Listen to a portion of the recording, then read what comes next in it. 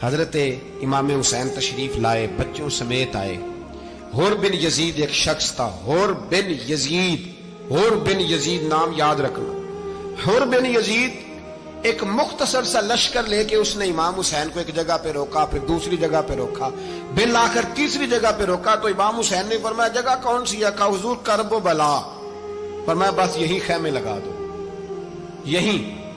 حضرت سیدہ زینب نے پوچھا امام حسین سے کہ سارے زمانے نے روکا ہے، ٹھیک ہے آپ حق پہ ہیں، یہ بھی سب نے کہا آپ حق پہ ہیں، پر روکا بھی سب نے، آپ روکے کیوں نہیں؟ تو ابن کثیر اور ابن اسیر لکھتے ہیں کہ امام حسین رو پڑے، کہنے لگے بہن میں رک جاتا پر میں نے رات کو نانا مصطفیٰ کو خواب میں دیکھا ہے۔ تو حضور نے فرمایا حسین اگر آج یہ رواج پڑ گیا نا یزید جیسے لوگوں کا تو قیامت تک پڑا رہے گا، پھر لوگ کہیں گے کوئی نکلا نہیں تھا تو ہمیں بھی نکلنا، پھر لوگ ظالموں کے سامنے گردنیں جھکانے کے عادی ہو جائیں۔ میں کہتا رہتا ہوں، کہہ رہا ہوں، کربلا کی جنگ کفر اسلام کی جنگ نہیں، کفر اسلام کی جنگ نہیں کربلا کی، کیونکہ یزید تو بڑا پکا نمازی تھا، خطبہ دیتا تھا وہ تو۔ جب امام حسین رضی اللہ تعالیٰ عنہ نے کربلا کے میدان میں جمعے کا دن تھا تو یزید کے سامنے کو بات کرنی شروع کی عمر بن سعد کے سامنے، تو عمر بن سعد کہنے لگا حسین زیادہ باتیں نہ کر، ہمارا جمعہ لیٹ ہو رہا ہے، جنگ کے لیے تیار ہو، فٹافٹ آ۔ اہل بیت نبوت کو قتل کریں گے اور قتل کے بعد پھر نماز پڑھیں گے اور پھر کہیں گے اللہم صلی علی محمد وعلی آل محمد، اسی نماز میں پھر درود بھی پڑھیں گے۔ یہ کیسا مرتبہ ہے، کیسا انداز ہے، دوستی قاتل سے بھی مقتول سے یارانہ بھی۔ حر بن یزید امام حسین سے کہنے لگا مجھے حکم ہے آپ کو روکنے کا، آپ آگے نہیں جا سکتے۔ امام صاحب نے فرمایا وجہ؟ زمین اللہ کی ہے۔ اس نے کہا آپ بیعت نہیں کر رہے، یزید کی حالات آپ کے حق میں درست نہیں ہیں، آپ نہیں جائیں گے۔ امام روک گئے۔ ظہر کی نماز کا وقت ہوا تو حضرت علی اکبر امام حسین کے بڑے صاحبزادے انہوں نے اذان ظہر پڑھی تو حر بن یزید کے لشکر نے امام حسین کے پیچھے نماز ادا کی۔ کہا بھئی تم مقابلے میں آئے ہو، نماز پیچھے پڑھتے ہو؟ کہا حضور مقابلہ تو تلواروں سے کر رہے ہیں پر ہمارا دل تو مانتا ہے نا کہ مصطفیٰ کا نواسہ بڑی شان والا ہے۔ حر بن یزید نے 3 نمازیں لشکر سمیت امام حسین کے پیچھے پڑھی ہیں، 3 نمازیں، ظہر اثر اور مغرب۔ پھر امام حسین کے سامنے شرائط پیش کی کہ آپ کو یہاں گھیر لیا گیا ہے، یہاں آپ بیعت کریں گے، یہاں آپ جنگ کریں گے، 2 ہی باتیں۔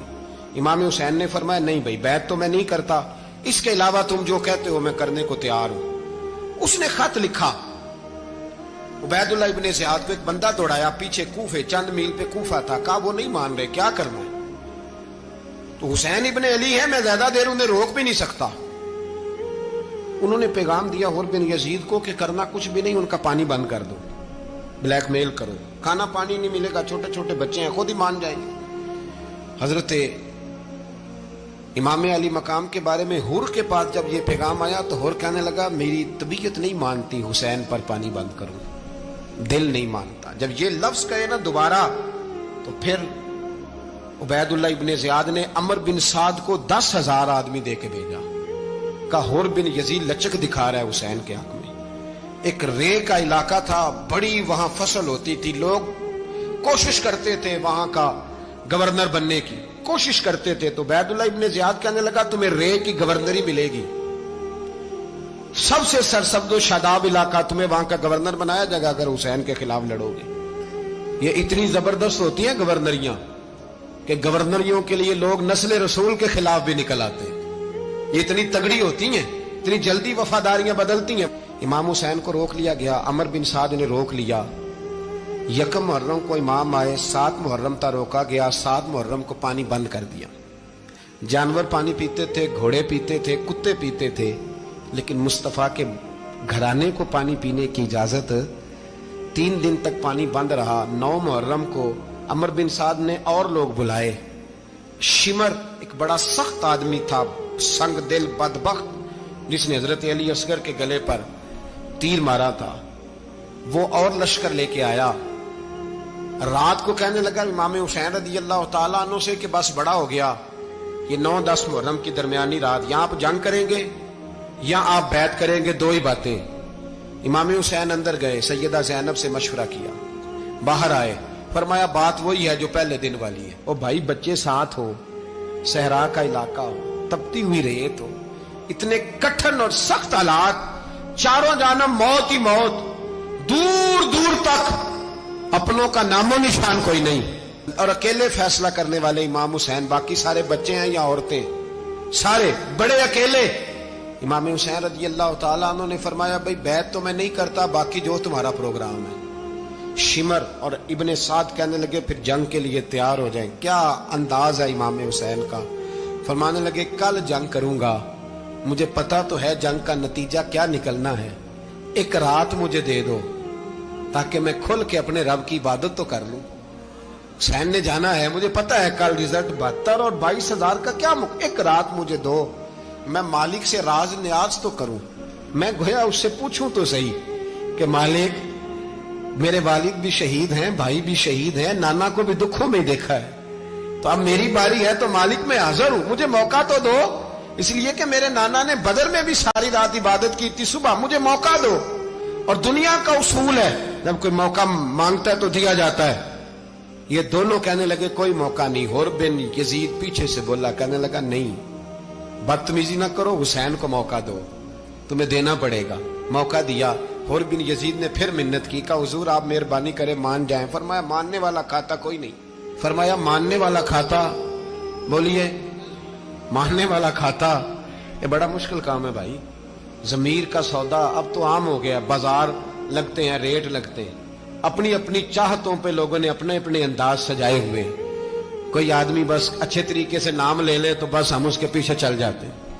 अब तो आम हो गया ये मामला। इमाम हुसैन ने फरमाया हो ही नहीं सकता, मुमकिन ही नहीं है। सारी रात इबादत में गुजरी, रियाजत में गुजरी। तहज्जुद का वक्त हुआ तो घर वालों को बुलाया, फरमाया देखना तुम्हारी सी की आवाज ना बाहर आए, खबरदार सी की आवाज ना आए। और इमाम ज़ैनुल आबिदीन से फरमाया तू बीमार है, तू जिहाद नहीं करेगा, लेकिन ख्याल रखना पीछे। और बड़ी कीमती बात बता रहा हूं, हमारी बीवियां किसी के घर मैयत हो जाए तो 4 दिन बुखार नहीं उतरता। इमाम अली मकाम ने सैयदा ज़ैनब से फरमाया तू बड़ी है, मेरी बहन है, पीछे सारे बच्चे हैं, जवान हैं, इनके हौसले तेरी जिम्मेदारी है। सुबह जंग का तबल बजने लगा, फजर की नमाज पढ़ी, सूरज चढ़ा, 10 मुहर्रम का दिन, जुमे का वक्त। जनाब सैयदना इमाम हुसैन रज़ी अल्लाह ताला अन्हु ने रेत पर सजदे किए, लंबे सजदे, लंबी नमाज। सूरत शम्स की आयात दूसरी रकत में पढ़ी तो सारा करबला गूंजने लगा। क्या अंदाज़े तकल्लुम था इमाम अली मकाम का। नमाज मुकम्मल हुई तो हुर बिन यजीद, अमर बिन साद और शिमर से कहने लगे वाकई हुसैन से लड़ोगे, पता नहीं कौन है। कुल्ला सालुकुम अलैहि अजरन, तुमने नहीं पढ़ा, इल्लल मवद्दत फिल कुर्बा, तुम्हारी आंखें बंद है। अल हसन वल हुसैन सय्यदु शबाब अहले जन्ना, तुम्हें नहीं पता। कहने लगा चुप कर, हुकूमत नजर आ रही है। और बिन यजीद कहने लगे फिर मेरा भी फैसला सुनो, मुझे हुकूमत नहीं चाहिए, मुझे जन्नत चाहिए, हुकूमत नहीं चाहिए। इमाम हुसैन की पहली फतह देखें, और बिन यजीद एड़ी लगा के ना यजीद के लश्कर से निकल के इमाम हुसैन के लश्कर में शामिल हो गया। और पहला शख्स जिसने इमाम हुसैन को रोका, इमाम हुसैन के नाम पर पहला सर भी इसी शख्स ने कटाया है। लेकिन यजीद की कब्र पे लानत भी कोई नहीं बरसाता, उसका महल था बहुत बड़ा। लेकिन जब लोग करबला में इमाम हुसैन को सलाम करने जाते हैं तो कदमों में हुर बिन यजीद का मजार भी बना हुआ है, उसको भी सलामी दी जाती है। और अब हम अकेला हुर बिन यजीद नहीं कहते, हम कहते हैं हुर बिन यजीद रदी अल्लाह ताला। अब हम इतनी ताजीम करते हैं उस हुर की। जनाबे इमाम हुसैन को मैदान में खड़ा किया गया, जिहाद का तबल बजा, पहले खुद्दाम आए। और सुन लो, आज वो पता नहीं बाजारी से लोग चढ़ गए स्टेजों पे, बाजारी से, ना चेहरे पे दाढ़ी है, ना सर पे कोई कपड़ा है, बाजारी लोग हैं, भाग रहे हैं, बाजू चढ़ाए हुए हैं, बटन खोले हुए हैं, तमाशा बना दिया। सुनने वालों का भी अल्लाह ही हाफिज है। वो स्टेज पे ये अहले बैत की शान बयान करता है, भाग के उधर जाता है, ये कोई तरीका है। सुनने वालों का भी अजीब अंदाज है, हर बंदे को सुनने बैठ जाते हैं। दीन मुहज्जब है, तहजीब वाला है, दलाइल रखता है, दीन वकार रखता है, ऐसे लोग अब दीन बयान करेंगे। हजरत सैयदना इमाम हुसैन रज़ी अल्लाह ताला अन्हु सुबह जब जिहाद का वक्त आया, पता है कौन कौन थे करबला में? امام حسین کے ساتھ امام حسین کے 4 بھائی تھے کربلا میں. کتنے؟ بول کے بتائیں. حضرت علی کے 4 بیٹے، عباس بن علی جن کو حضرت عباس کہا جاتا ہے نا، علمدار، یہ حضرت علی کی دوسری زوجہ میں سے. عباس بن علی بھی تھے اور ابو بکر بن علی بھی تھے، عمر بن علی بھی تھے، عثمان بن، یہ حضرت علی کے بچوں کے نام ہیں. یہ آپ کے شہزادے امام حسین کے ساتھ شہید ہوئے. ان کا نام صرف اس لیے نہیں لیا جاتا کہ ان کا نام خلفائے ثلاثہ کے نام پہ، حضرت علی نے اپنے یاروں کے نام پہ رکھا ہے تو تم نے کربلا کے میدان سے خارج کر دیا. یہ تینوں شہزادے حضرت جناب سیدنا امام حسین کے ساتھ تھے، یہ بھی شہید ہوئے. حضرت جناب زینب امام حسین کی سگی بہن ہے. ان کے 2 بچے تھے، اون و محمد. جب امام حسین میدان میں جانے لگے تو جناب زینب بچوں سے کہنے لگی، نہ پہلے بھائی نہیں جائے گا، پہلے بھانجے جائیں گے. 2 بچے شہید ہوئے. حضرت قاسم بن حسن امام حسن کے بیٹے تھے. وہ جب میدان میں جانے لگے تو امام حسین نے کہا، نہیں بھائی تو نہیں جائے گا، تو میرے بھائی کی نشانی ہے، میں جاؤں گا. تو حضرت قاسم بن حسن نے ایک تعویذ کھول کے دیا کہ ابا جی میرے والد نے کہا تھا جب بڑی مشکل آ جائے تو تعویذ کھول کے دیکھنا. تو آج بڑی مشکل آئی ہے تو میں نے تعویذ کھولا ہے، تو یہ دیکھیں کیا لکھا ہے. یہ تو رکا ہے، تعویذ ہے ہی نہیں. جب کھول کے دیکھا تو اس پہ لکھا تھا، قاسم اگر حسین پہ کوئی کڑا وقت آ جائے تو بیٹا کے آگے آگے رہنا، اگر کڑا وقت میرے بھائی پہ کبھی آ جائے نا، دیکھنا اس کے آگے آگے چلنا، اسے حسن کی کمی نہ محسوس ہو. پائیاں جہاں ساک نہیں کوئی جے وچ خار نہ ہوئے. سیدنا امام حسین پہلی دفعہ کربلا میں اس وقت روئے جب یہ رکا. آپ نے دیکھا تو فرمایا ٹھیک ہے، اگر حسن کی یہ وصیت ہے تو میں نے زندگی میں اگر ان کی ہر بات مانی ہے اب بھی مانوں گا، تمہیں اجازت ہے. جناب قاسم بن حسن 16 سال کا جوان جب میدان میں نکلے تو ہائے ہائے پتہ نہیں کہاں سے آ گئی ہے. امام قاسم بن حسن جب میدان میں نکلے تو تبری سے لے کر علامہ ابو الاسناد صاحب سب کو پڑھ کے تو دیکھو. 3 دن کی پیاس ہے، شدید آزمائش ہے، دکھ ہے، تکلیفیں ہیں، پھر بھی پہلی دفعہ جب میدان میں گئے ہیں واپس آئے ہیں 19 لوگوں کو قتل کر کے واپس آئے. 19 لوگوں کو ایک بار میں حضرت ایسے ہی تماشا بنا دیا. مظلوم تھے وہ تو رو رہے تھے. ہر مقرر یہ کہہ رہا ہے کہ وہ تو بار بار کہہ ابا پانی مل جائے، پانی آ جائے، ترس گئے. خدا کا خوف کرو، یہ دلیر لوگ تھے. ان کی باتیں آج بھی پڑھ کے دلیری پیدا ہوتی ہے، دلیری پیدا ہوتی ہے، دلیری. سناؤ قصہ خیبر کو، تمامی اپنے بچوں کو. علی کی داستان سن کے دلوں سے ڈر نکلتا ہے. علی کی داستان سن کے دلوں سے یہ جو بچے ڈر رہے ہیں نا، وہ چمگادڑ آ گئی، کاکروچ آ گیا، یہ خوف نکل جائے گا اگر حضرت قاسم بن حسن کی بات سنیں گے. درجنوں لوگ آپ نے قتل کیے. ایک دفعہ آئے کہا چاچا یزید کا لشکر تو بڑا بزدل ہے، اگر چند قطرے پانی میرے حلق سے گزرے تو میں سارے کاٹ کے لے آؤں گا آپ کے پاس. چند قطرے. لیکن تھوڑی دیر گزری، عمر بن سعد کہنے لگا اکیلے اکیلے جاؤ گے تو علی کا پوتا ہے، یہ سب کو مار دے گا، کٹھے جاؤ. چاروں جانب سے تیر برسے. ایک تیر لگا آ کے گردن کے پیچھے، بس جناب سیدنا قاسم بن حسن گھوڑے سے نیچے گرے. تو جناب زینب حوصلہ کر کے آنسو سمیٹ کے کہنے لگی میں دیکھ رہی ہوں پردے کے پیچھے سے حسین میرے بھائی کا بیٹا گر گیا ہے، جا اسے اٹھا کے لا.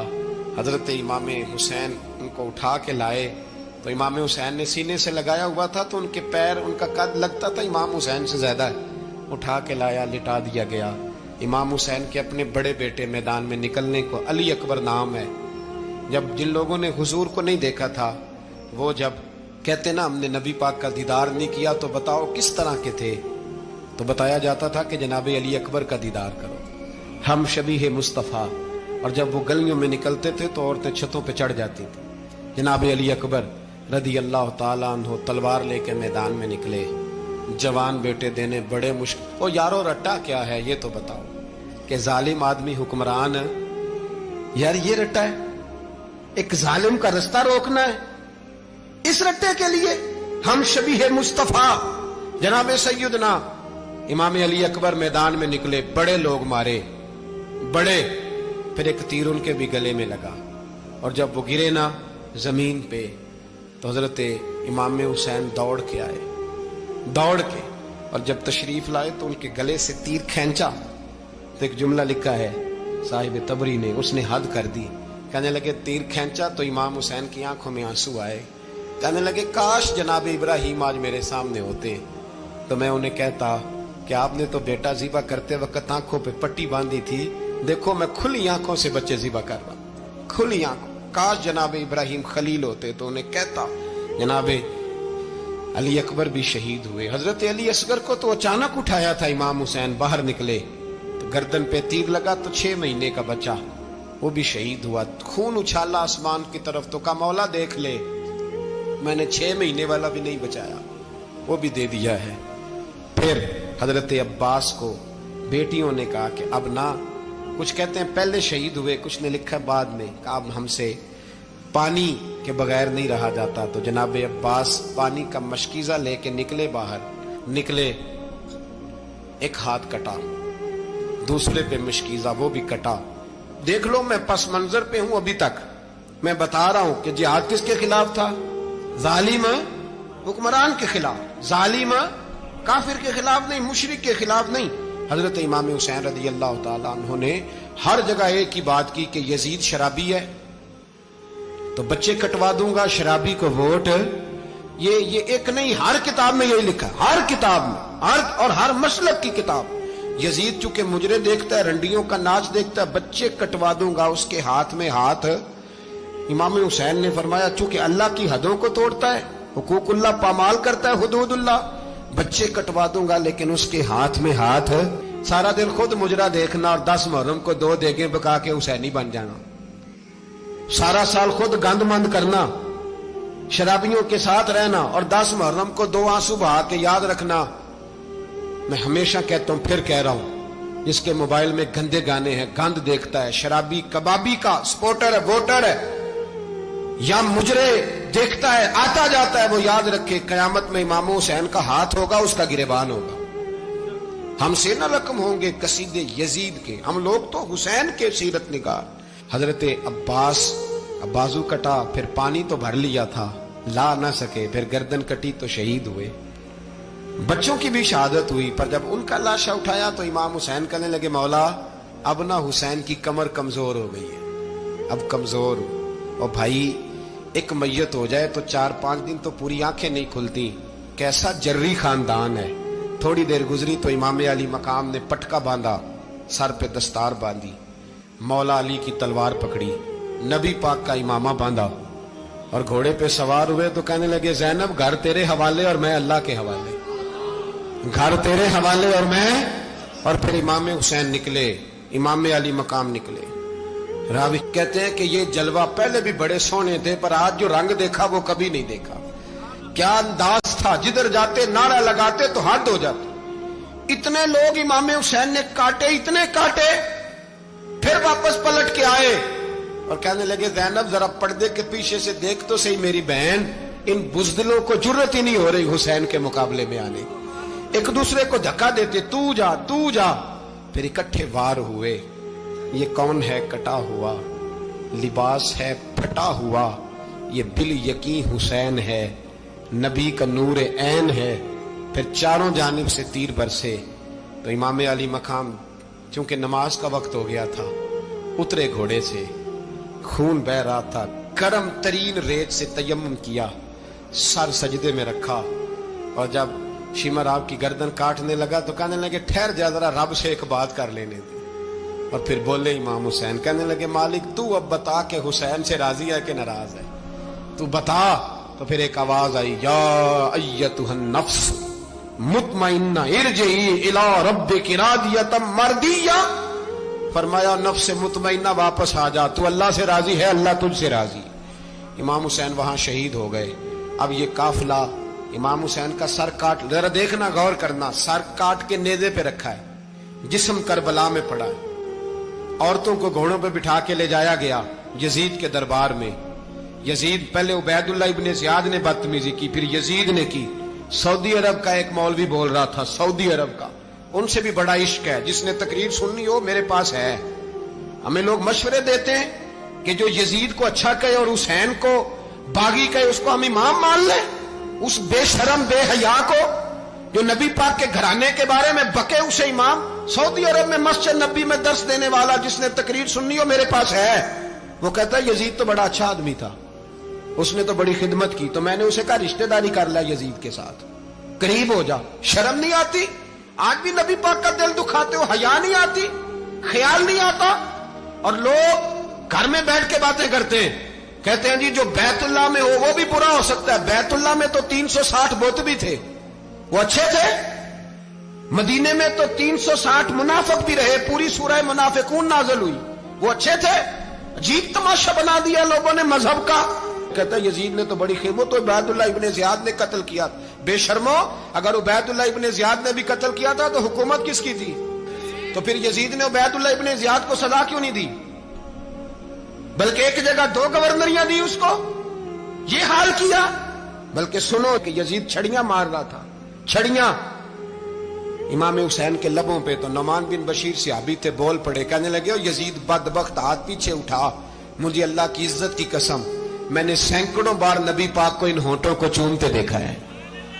حضرت جناب زینب عورتوں کے مجمع میں پیچھے ہو کے بیٹھی ہیں، یزید کے پاس جب پہنچا لشکر تو یزید کہنے لگا دیکھو اللہ نے مجھے عزت دی اور میرے مخالفوں کا کیا حال ہوا۔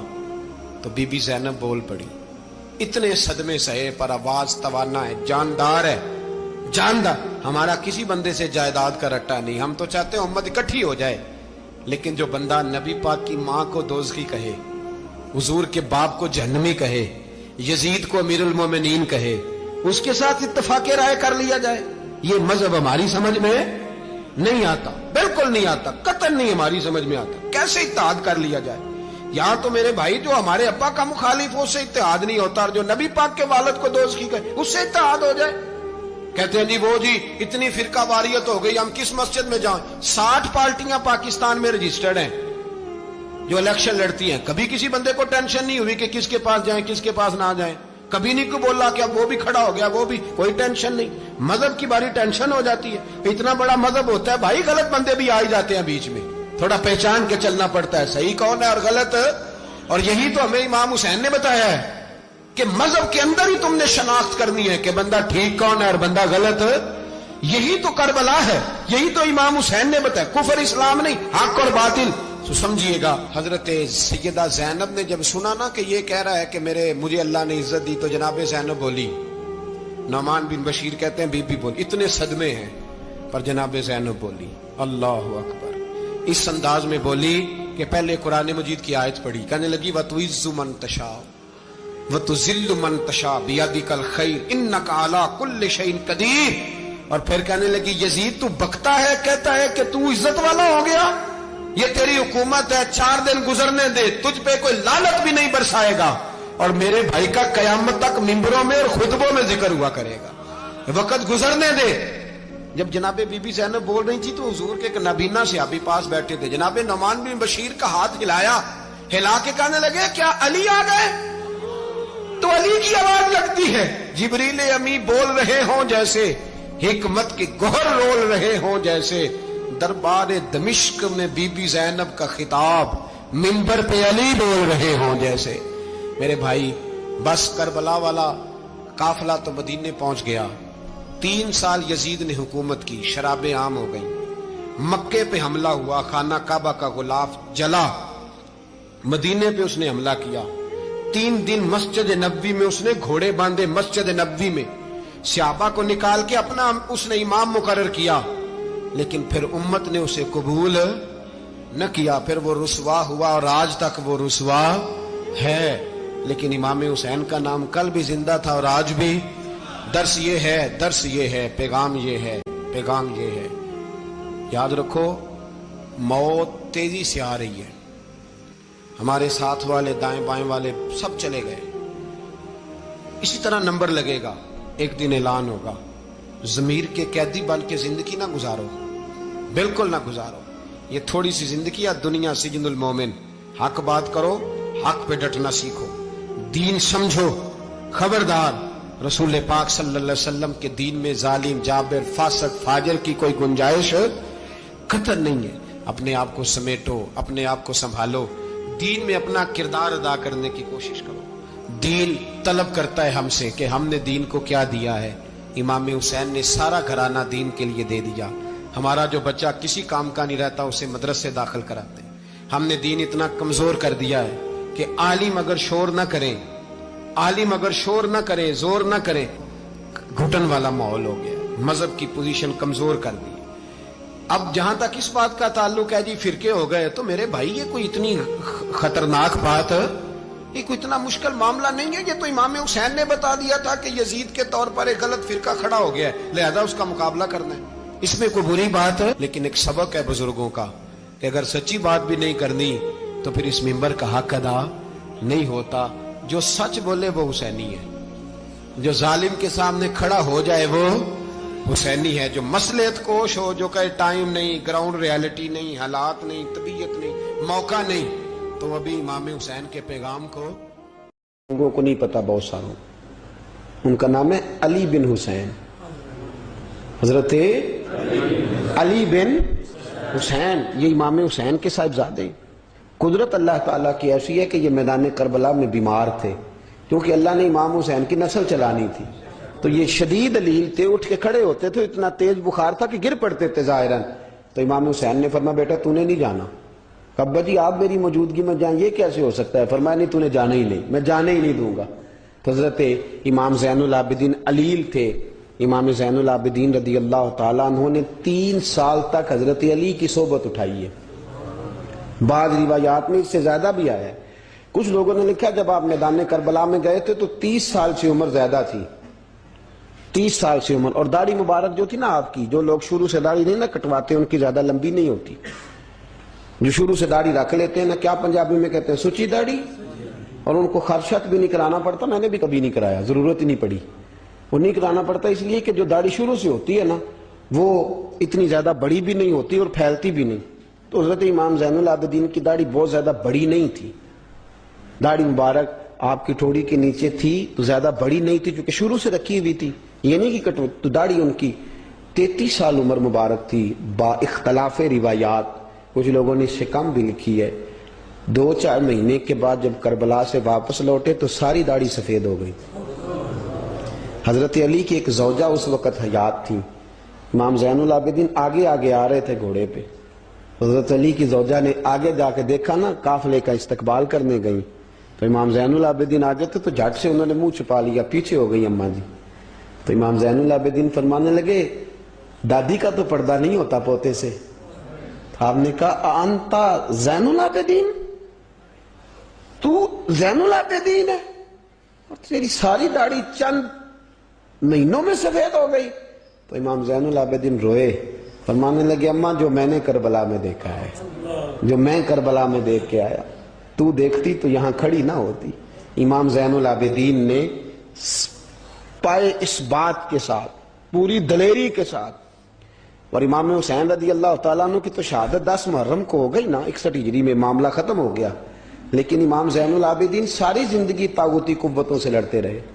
امام زین العابدین کو کئی دفعہ بعد میں گرفتار کیا گیا ہے، کربلا میں کئی دفعہ بعد میں گرفتار کیا. مروان بن عبد الملک ظالم جو صحابہ کو مارا کرتا تھا، جس کو یزید لعنتی نے بنایا تھا، وہ امام حسن اور امام حسین کے خلاف تقریریں کرنے والا مروان بن عبد الملک جو قابض ہو گیا زبردستی امام حسین کے بعد مسجد نبی کی امامت پر. اس کے پیچھے نماز پڑھ لینی چاہیے تھی. بولے آنے جڑا ہوتے کل ہوتا ہے ابھی کبھی پیڑا ہو سکتا ہے. مروان بن عبد الملک مسجد نبی کا امام اور خطیب رہا ہے بڑا عرصہ. امام زین العابدین رضی اللہ تعالیٰ عنہ کے خلاف بڑی بدتمیزی کرتا تھا. امام زہری فرماتے ہیں، تابعی بزرگ ہیں، کہتے ہیں اس نے امام زین العابدین رضی اللہ تعالیٰ عنہ گرفتار کرا کے منگایا اپنے دربار میں. تو پورے ہوا کیا، یہ جو طریقت ہے نا ہماری، ایک مسئلہ یہاں سمجھا دوں، یہ جو پیری مریدی ہے، جو بیعت ہے، یہ اسی وقت شروع ہوئی.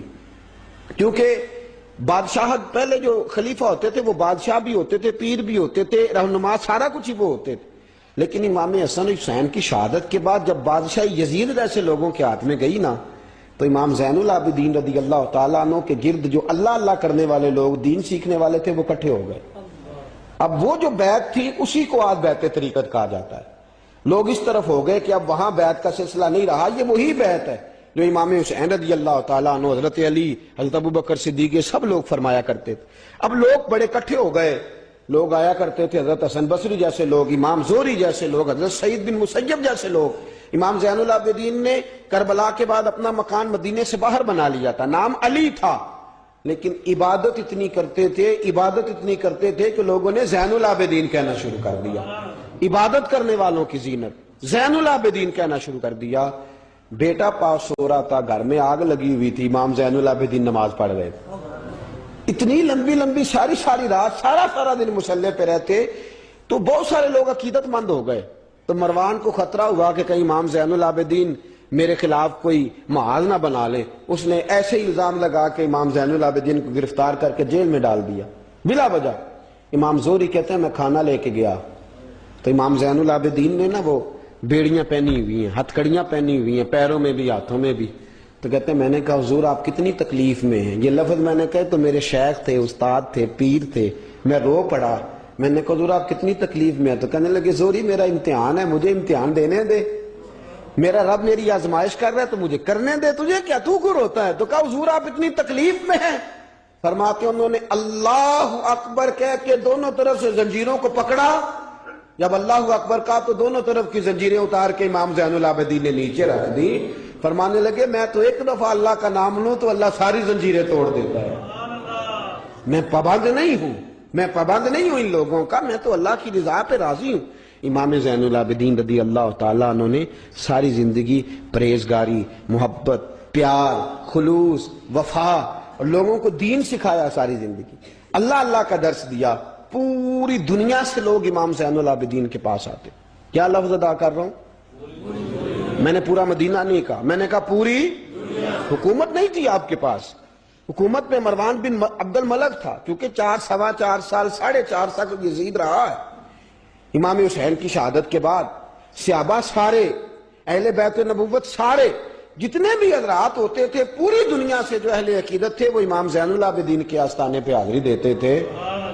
سعودیوں نے سارے نشان مٹا دیے ہیں لیکن امام زین العابدین کا گھر ابھی بھی موجود ہے، میں نے الحمدللہ 2 دفعہ اس کی زیارت کی ہے، اور مجھے وہاں لوگوں نے بتایا کہ مشینیں لے کے جاتے ہیں لیکن وہاں پہ مشین چلتی ہی نہیں۔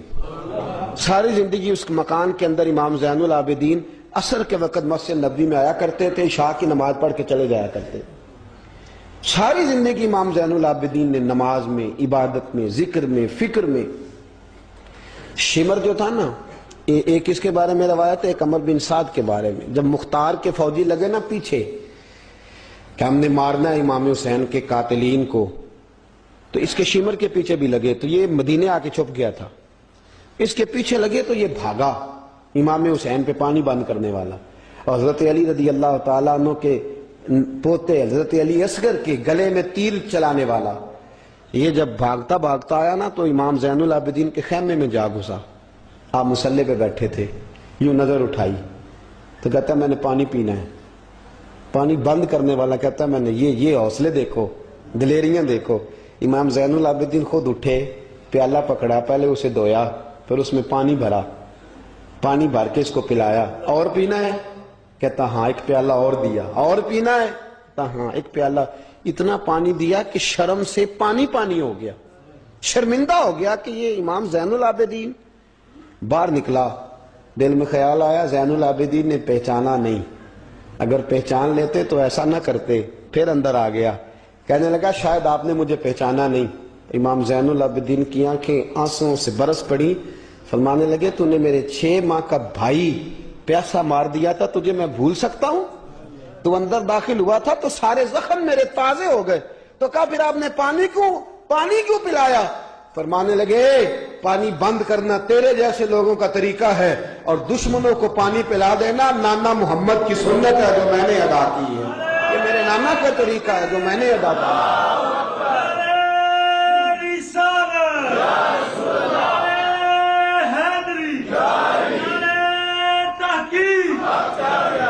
یہ گراؤنڈ امام حسین نے بنایا ہے۔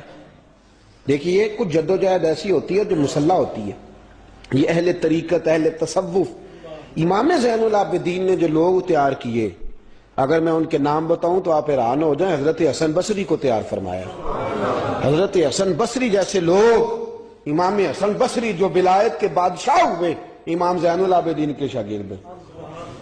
حضرت امام زین العابدین کے حضرت سعید بن مسیب جیسے خیر التابعین امام زین العابدین کے شاگرد. حضرت حرم بن حیان جیسے جلیل القدر لوگ جنہوں نے بعد میں رسول اللہ کی سینکڑوں حدیثوں کو روایت کیا امام زین العابدین کے شاگرد ہیں. رکے نہیں. میدان کربلا میں ہمت ٹوٹ گئی. اب معاملات آگے نکل گئے تو میں چپ کر کے بیٹھ جاؤں. انہوں نے مصلی پہ بیٹھ کے نبی پاک کا دین پڑھانا شروع کر دیا. انہوں نے پھر حجرے میں بیٹھ کے لوگوں کو اللہ اللہ، اور اس اللہ اللہ کا نفع یہ ہوا، اس اللہ اللہ کا فائدہ یہ ہوا کہ ایسے مجاہد تیار ہوئے، ایسے دلیر تیار ہوئے کہ کچھ سال گزرے تو حضرت عمر بن عبدالعزیز جیسے نیک آدمی کی حکومت قائم ہو گئی. امت کو یہ نفع ملا. نیک لوگ آپ دیکھیں نا، اگر سارا زمانہ برائی سے بھرا ہوا ہے تو کیا اس کو چھوڑ دیا جائے گا؟ ٹھیک ہے کریں سارے. آپ 5 آدمی صحیح کر دیں، آپ 3 آدمی ٹھیک کر دیں، اپنا کردار تو ادا کریں. اپنا آپ اس کے اندر کردار، تو امام زین العابدین رضی اللہ تعالیٰ نے اپنا کردار ادا فرمایا. اور پھر سب سے بڑی بات یہ تھی غریب پروری.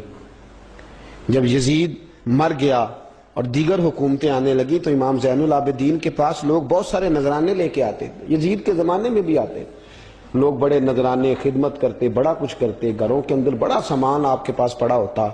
آپ کے صاحبزادے امام باقر آپ فرماتے رات ہوتی تو میرے ابا جی اپنے کندھے پر بوریاں رکھ لیتے، اپنے کندھے پر، شہزادے خود اپنے کندھے پر، اور غریبوں کے گھروں تک پہنچا کے آتے. خود بوریاں اپنے کندھے پہ رکھ لیتے. فرماتے ہیں میں کہتا ابا جی میں چھوڑ آتا ہوں، مجھے بتائیں. فرمانے لگے کہ اگر تو چھوڑنے جائے گا تو تجھے اس غریب کا نام بھی بتانا پڑے گا، تو میں کسی کو رسوا نہیں کر سکتا، میں رسوا نہیں کروں گا، میں خود دے کر کے آتا ہوں. امام زین العابدین رضی اللہ تعالیٰ عنہ نے عمر بھر یہ غریب پروری کا مظاہرہ فرمایا، اپنے بچوں کی تربیت فرمائی. امام زین العابدین رضی اللہ تعالیٰ عنہ مصلی پہ بیٹھے اتنے پاورفل ہو گئے کہ حکومتیں ان سے ڈرنے لگی. مصلی پہ بیٹھے بیٹھے اتنے پاورفل ہوئے، اتنے عظیم ہوئے کہ حکومتیں لرزنے لگی. ایک وقت ایسا آیا کہ مروان جیسا تگڑا حکمران، ظالم جو آدمی ہوتا ہے نا،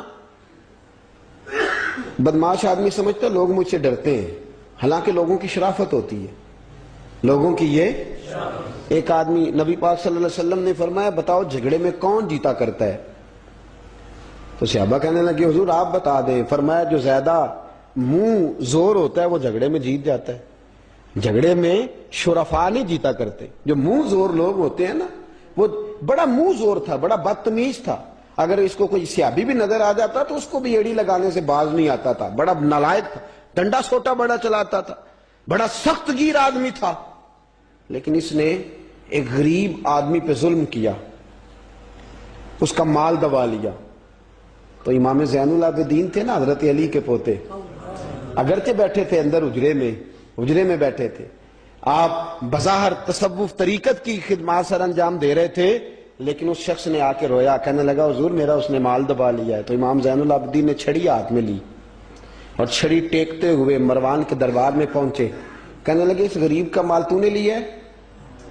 تو نے لیا اس کا مال؟ کہنے لگا میں گورنر ہوں. تو اس نے کہا نا زبردستی میں گورنر ہوں. تو وہ شخص کہتا ہے امام زین العابدین کے ہاتھ میں چھڑی تھی، زور سے فرش پر ماری. کہنے لگے انا ابن حسین، اگر تو گورنر ہے تو میں حسین کا بیٹا ہوں، میں حسین کا بیٹا ہوں، میں حسین کا بیٹا. 3 دفعہ امام زین العابدین نے یہ جملے کہے نا، تو گورنر ہے تو میں حسین کا بیٹا ہوں. پتہ ہے نا جب 3 دفعہ گرجدار آواز میں یہ جملے کہے تو امام زین العابدین سے کہنے لگا آپ چاہتے کیا ہیں؟ فرمانے لگے ابھی اس کا مال واپس ہونا چاہیے، ابھی اس کا مال واپس ہونا چاہیے. اسی وقت بھرے دربار میں مروان نے مال منگایا، اس غریب آدمی کو دیا. وہ غریب آدمی اپنا مال لے کے واپس چلا گیا. تو امام زین العابدین بھی لوٹے. لوگ مروان سے کہنے لگے تو اتنا دلیر بنتا ہے، ایک صوفی آدمی جس کے ساتھ بندہ بھی کوئی نہیں، ایک غریب آدمی کھڑا ہے، ہاتھ میں ڈنڈا ہے، کوئی اسلحہ نہیں، کوئی تلوار نہیں، کوئی خنجر نہیں، تو ڈر کیوں گیا ہے؟ کہنے لگا مجھے پتہ ہی نہیں چلا. امام کی گرج اتنی زبردست تھی کہ میرا وجود کانپ رہا تھا اور مجھے لگ رہا تھا اگر میں نے بات نہ مانی تو پتہ نہیں آسمان گر جائے گا یا زمین پھٹ جائے گی. میں ڈر گیا، ہیبت طاری ہو گئی، روب تھا. اصل بات کیا تھی؟ ان اللہ مع الصابرین، اللہ صبر کرنے والوں کے تو جس کے ساتھ اللہ ہو. حضور نے فرمایا غار ثور میں حضرت ابو بکر سے قرآن بیان، لا تحزن ان اللہ معنا، تو نہ ڈر، اللہ ہمارے ساتھ ہے. اللہ ہمارے، جس کے ساتھ اللہ ہوتا ہے پھر وہ کسی سے ڈرا نہیں کرتا. ایک محبت کی بات بھی بتا دوں، لوگ ہی نہیں جاتے تھے. امام باقر فرماتے ہیں ایک دن نا ایک ہرنا آ گیا، ہرنی آ گئی دوڑی دوڑی. تو امام اندر عبادت کر رہے تھے تو میں باہر دروازے پہ کھڑا تھا. تو وہ ہرن بار بار امام صاحب کے کمرے کی طرف جاتی. فرماتے ہیں میں بند کرتا، یہ ملا جامی نے اس کو شواہد النبوہ کے اندر لکھا ہے. فرماتے ہیں بار بار جاتی، میں اس کو روکتا. تو نماز مکمل کر کے مجھے کہنے لگے کیا بات ہے؟ میں نے کہا حضور کرنی ہے، اندر آنا چاہ رہی ہے. تو فرمایا کھول دو دروازہ، آنے دو، جانور ہے، آنا چاہتی ہے تو میں نے اس کو دیکھا کہ وہ امام صاحب کے رات کا وقت ہے تو امام زین العابدین کے کان کے ساتھ منہ لگائے ہوئے، مرن شام کا وقت ہے. فرماتے ہیں میں نے دیکھا کہ امام زین العابدین نے چھڑی پکڑی، امامہ باندھا، جبہ پہنا. فرماتے ہیں آگے آگے ہرن چل رہا ہے، پیچھے پیچھے امام زین العابدین چل رہا ہے. آگے آگے ہرن چل رہا ہے، پیچھے پیچھے. بھئی ہمارا تو عقیدہ حضور غوث اعظم کے بارے میں ہے کہ وہ جن و بشر کے پیر ہیں، جن و بشر کے پیر. سب کا اللہ کے بندوں کی طرف، اللہ کی ہر مخلوق کا رجحان ہوتا ہے اللہ کے بندوں کی طرف. کہتے ہرن کے پیچھے پیچھے ایک عرابی کے دروازے تک لے گئی ہرن. تو امام زین العابدین نے نا دستک دی دروازے پہ اور ہرن ایک کونے میں کھڑی ہو گئی. دستک دی، وہ باہر آیا تو فرمانے لگے تیرے پاس کوئی ہرنی کے بچے ہیں؟ اس نے کہا ہاں. آپ نے کیا کرنا ہے؟ فرمایا میں خریدنے آیا ہوں، میں وہ بچے خریدنے آیا ہوں. کہتے ہیں 2 بچے تھے. کہنے لگا جی میں نے تو سویرے بیچنے تھے، میں روز جنگل سے کچھ نہ کچھ پکڑ کے لاتا ہوں، سویرے بیچنے تھے، سویرے گاہک ڈھونڈنے تھے، آپ رات کو ہی آ گئے، کیا لے گا؟ اس نے کہا 20 دینار 2 بچوں کے. امام صاحب نے 20 دینار دیے، بچے پکڑے، واپس لائے. امام باقر فرماتے ہیں 2 ہرن کے بچے امام زین العابدین نے جب پکڑائے تو میری آنکھیں چھلک پڑی، میں رو پڑا. اور میں نے کہا ابا جی میں تو سمجھتا تھا انسانوں کے دکھ کا ہی مداوع کرتے ہیں، اللہ نے تو آپ کو جانوروں کے دکھوں کا مداوع کرنے کی بھی توفیق عطا فرمائی. تو پھر میرے امام نے سچ کہا ہے نا، تیری نسل پاک میں ہے. کیسا عقیدہ ہے، کیسا عقیدہ ہے. ہر بندے کے اپنا. میں تو جب بھی کسی سید زادے کی، کسی اہل بیت کی کوئی بات پڑھتا ہوں نا، آپ یقین کریں تو میرے سامنے اعلیٰ حضرت کا شعر رہتا ہے، پلٹ پلٹ کے بات وہی جاتی ہے کہ تیری نسل پاک میں ہے بچہ بچہ نور کا، تو ہے عین نور تیرا سب گھرانہ ہی نور کا، سب گھرانہ ہی. جب تنگ آ گیا نا مروان کہ دنیا ہٹتی نہیں، اور اس کے بعد بھی کوئی خلیفہ آیا تو سارے تنگ ہی رہتے تھے، امام زین العابدین کو زہر دلوا دیا. امام حسن کی شہادت بھی زہر سے ہوئی، امام زین العابدین کو زہر دلوایا. جب زہر آپ کی رگوں میں اترا، آپ کو درد محسوس ہوا تو امام باقر فرماتے ہیں سجدے میں چلے گئے، سجدے میں چلے گئے.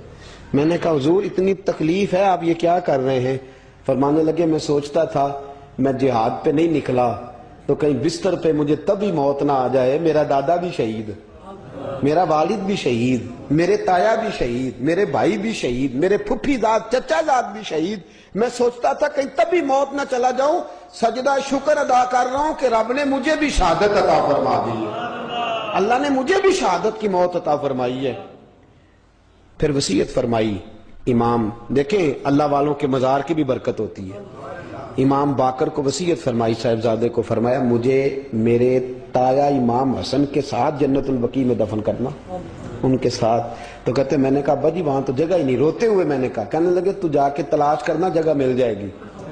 فرماتے میں پہلے جنت البقیع جاتا تھا تو قبریں ساتھ ساتھ ملی ہوئی نظر آتی تھی. امام زین العابدین کے وصال کے بعد گیا تو مجھے پوری قبر کی جگہ نظر آئی، پوری جگہ جس کو میں پہلے تھوڑا سمجھا کرتا تھا وہ پوری جگہ ملی. امام حسن کے بالکل متصل امام زین العابدین کا مزار ہے.